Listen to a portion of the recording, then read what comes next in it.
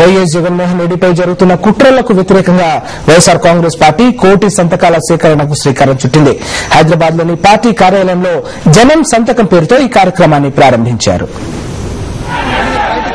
YSR Congress party అధ్యక్షుడు, Kadapa parliament సభ్యుడు YS Jaganmohan రెడ్డిపై రాజకీయంగా బనాయించిన కేసుల్ని తీవ్రంగా గర్హిస్తున్నామని ఆ పార్టీ అంటోంది. జగన్ పై కుట్రలకు వ్యతిరేకంగా జనం సంతకం పేరుతో కోటి సంతకాలు సేకరించాలని పార్టీ నిర్ణయించింది. పార్టీ కేంద్ర కార్యాలయంలో ముఖ్య నేతల సమావేశమై ఈ నిర్ణయం తీసుకున్నారు. రాష్ట్రపతి ప్రణబ్ కి ఈ సంతకాల్ని పంపనున్నట్లు పార్టీ నేతలు వెల్లడించారు. తొలి సంతకాలను ఎస్టీ నేత రవీంద్ర నాయక్ చేశారు.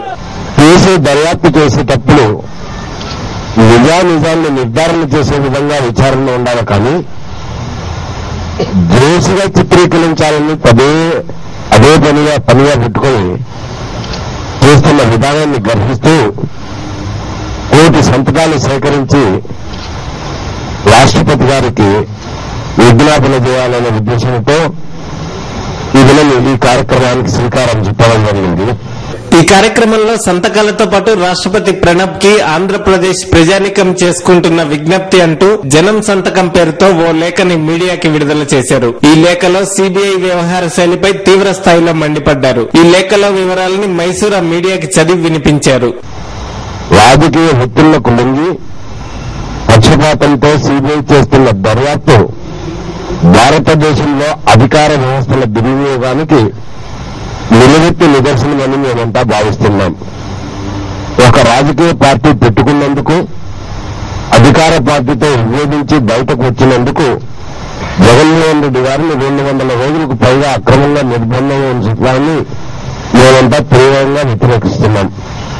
ఇప్పటికైనా ఈ కక్ష సాధింపులు ఆపాలని, ప్రభుత్వ వ్యవస్థల ఔన్నత్యాన్ని పెంచాలని కోరుతున్నాం.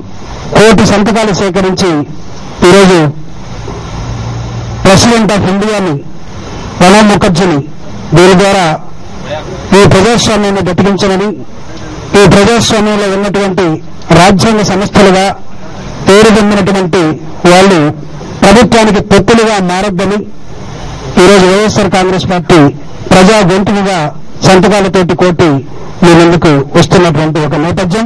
కోటి సంతకాల సేకరణ అన్ని జిల్లా కేంద్రాలు, ముఖ్య పట్టణాలు, మండల, గ్రామ స్థాయిలో కూడా వీలైనంత త్వరగా పూర్తి చేసి రాష్ట్రపతికి పంపనున్నట్లు పార్టీ నేతలు తెలిపారు. ఈ కార్యక్రమానికి అందుబాటులో ఉన్న పలువురు పార్టీ ముఖ్య నేతలు హాజరయ్యారు. Chandrakant, political correspondent.